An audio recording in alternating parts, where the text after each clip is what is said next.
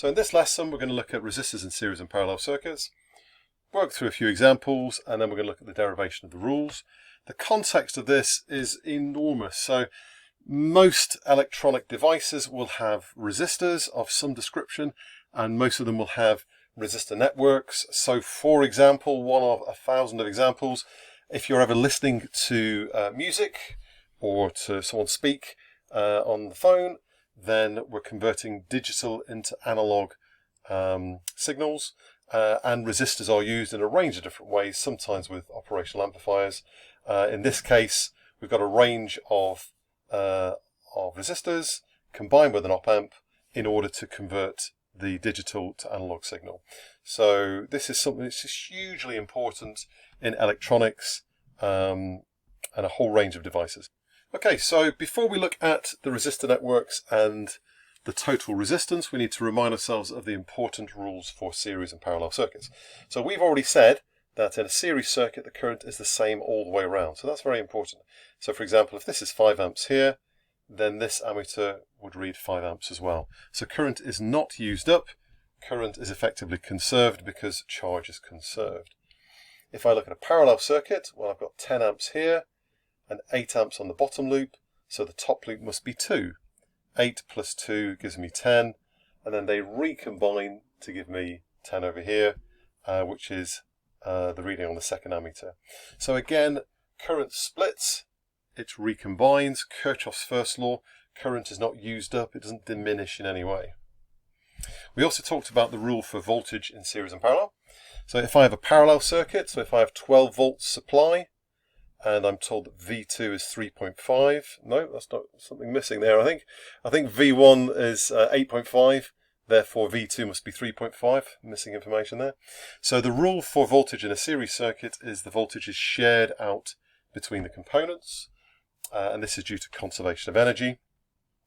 And we have a parallel circuit here. So if we're told that the supply voltage is 6 volts, again this appears to be missing from the diagram. So if we have 6 volts here, this would be 6 volts and this would be 6 volts here. There we go, so 6 volts at the bottom. So the voltage in a parallel circuit is the same across every loop. Again, this is due to conservation of energy. So these 4 basic principles, current in series and parallel and voltage in series and parallel, are absolutely fundamental to understanding resistor networks. Right, here we go. So resistors in circuits. Resistors in series, really straightforward. I'm sure you've seen this before. The total resistance RT is the sum of all the individual values of resistance. This should make sense based on our understanding of resistance, because the current has to flow through more resistors, so there's going to be more collisions. So with every extra resistor you add, the resistance will increase, and we just add them together. So nice and simple. So we could work out the current in this circuit here. The first thing to do is work out the total resistance. So just add together the 3, the 10 and the 2 to get 15. And then I can find the current. The total current, which will be the same all the way around, is equal to V over R. 30 volts divided by 15 gives me 2 amps. Nice and easy. I'm sure you've seen this before at GCSE. Now you may have done this at GCSE. A lot of GCSE specs have this, but sometimes students maybe don't do it, or it's not taught very well. So this is perhaps something new for some of you. So for resistors in parallel, we don't add the resistances, we add the reciprocals. And then that gives me the value of 1 over the total resistance. So this is a little bit more fiddly algebraically. So we'll look at a worked example. So if I have the same resistors as before, 3, 10 and 2, but now they're in parallel. So what I need to do is to add together the reciprocals. So 1 over 3 plus 1 over 10 plus 1 over 2. And that will give me 0.933. Now a common mistake here is to think that that is the total resistance. That's not true. That's equal to 1 over the total resistance. So to find the total resistance, we need to find the reciprocal.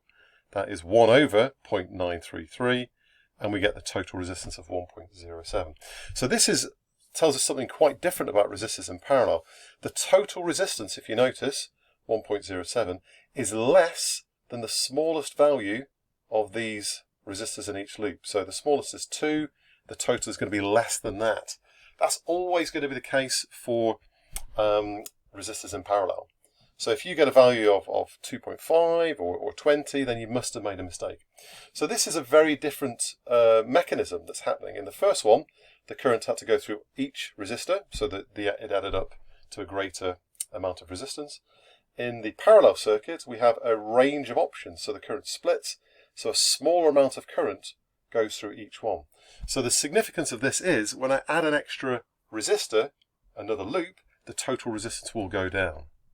So a very, very different approach. So then I can find the total current, I equals V over R, and that's straightforward. Okay, so we can have combinations of resistors. So here I've got 10 and 5 in parallel. So what I need to do is to work out the total resistance of that. So 1 over 10 plus 1 over 5, press equals, and then find the reciprocal to give me 23.3. And then this parallel section is in series with the 20. Oh no, there we go. Excuse me. Yeah, so we work out this and then add the 20, which gives us 23.3. Okay, there we go. Right, slightly more complex. So let's look at this one here. So first of all, we're going to find the total resistance of the circuit. Okay, well that's straightforward. We can find the total resistance of this loop, which is 10 plus 5, and then find 1 over 15, plus 1 over 2 to give me 0.566, and then as we've seen before, work out the reciprocal of that, 0.566 to the minus 1 will give me 1.76. Our check here is it should be less than the least value. So the least value of a loop is 2, and this is slightly less than that. Sounds about right. Good. So to find the total current, as we know, it's the total voltage, 12, divided by the total resistance to give me 6.8. So the total current, either at this side here or this side here, is 6.8. Right, so let's think about the current in the 2 ohm resistor. Okay, so we know that the rule for parallel circuits is that the 12 is going to be the same across each loop. Now we've got to be careful here. It doesn't mean it's the same across every resistor.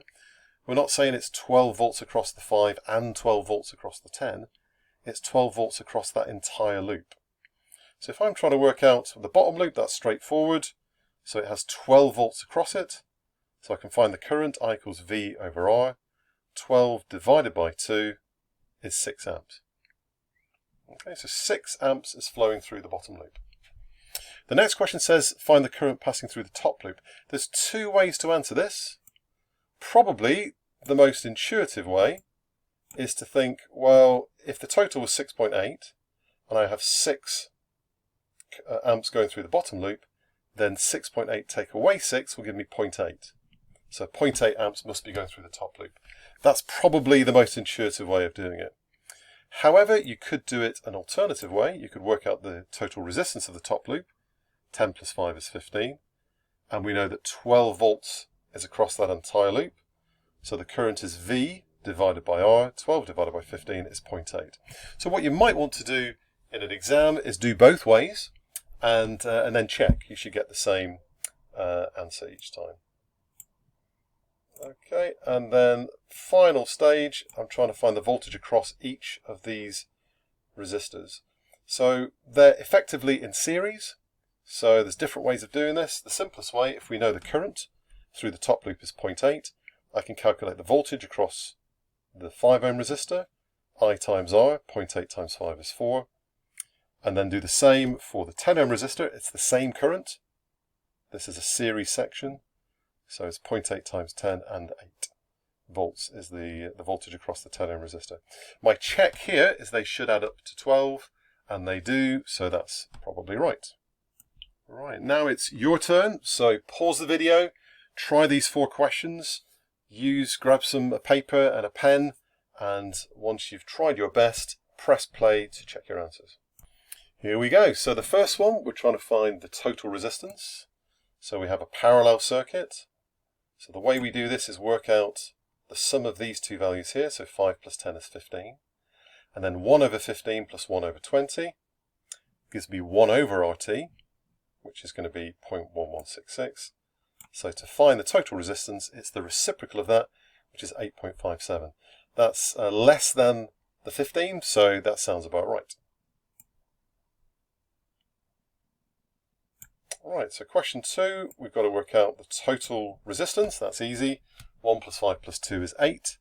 The total current, V over R, 4 divided by 8 is 0.5. Because this is a series circuit, the 0.5 amps is the same all the way around. So then we can just work out the voltage across each. So 0.5 times 1, 0.5 times 5, 0.5 times 2 to give us our values. And then I can check, if I just add these all up together, it should be 4 volts, which gives me the total voltage. Right, question 3. So the total current, we need to work out the total resistance. 10 plus 4 is 14, 1 over 14 plus 1 over 18. Invert your answer is 5.1. Find the total current, V over R. 12 divided by 5.1 is 2.35. The current through the 8 ohm resistor, we've got 12 volts divided by 8 is 1.5. The current through the 10 ohm resistor, so we've got the same choice as before. If the total is 5.1, I could just subtract 1.5 to give me 0.85. Alternatively, as we saw before, I could work out the total resistance of this loop, 10 plus 4, V over R, the voltage is 12, it should be the same, 0.85. And then if I'm trying to find the voltage across the 4 ohm resistor, I know the current through that section is 0.85, so V equals I times R, 0.85 times 4 is 3.4. And then this final question. So the way we do this is 1 over 100 plus 1 over 100 gives me 2 over 100, and then find the reciprocal is 100 over 2. For 3 resistors, it's the same, but for 3, so 1 over 100 plus 1 over 100 plus 1 over 100. Invert is 100 over 3. So hopefully you can see the pattern. If it's the same value of resistor every time, we just divide 100 by the number of resistors. Right, we're going to derive the rules for resistors. You may be expected to do this. This may be extension. So in series, we start off with conservation of energy. The total energy, ET, is equal to the energy in each of the resistors. I can just add those together. Then I can substitute. I know that V is equal to E over Q, so E equals V times Q. So VQ total equals VQ1 plus VQ2 plus VQ3. Because of conservation of charge and Kirchhoff's first law, then we have the same charge throughout. So I can just cancel through by Q, which gives me VT equals V1 plus V2 plus V3.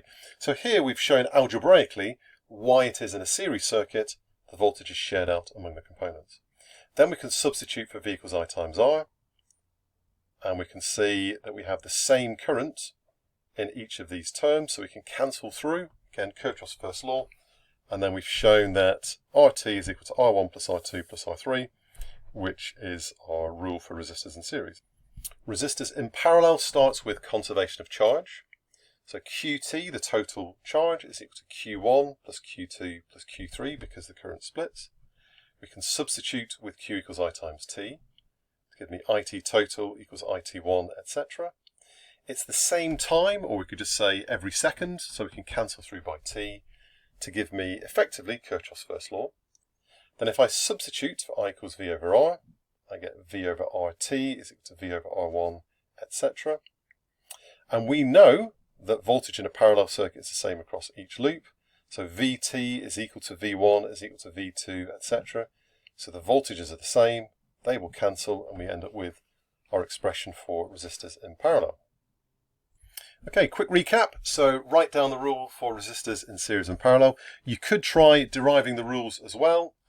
So pause the video and then see how you get on. So our rules for resistors in series and parallel as shown. You will be provided with these in the formula booklet, but it's useful to just know them. I think that will be helpful. And then you can just skip back here and check your derivation. Like I said, this is not essential, but it's a useful thing to be aware of. So well done, that's the end of the lesson. There should be a Kahoot quiz in the link underneath the video.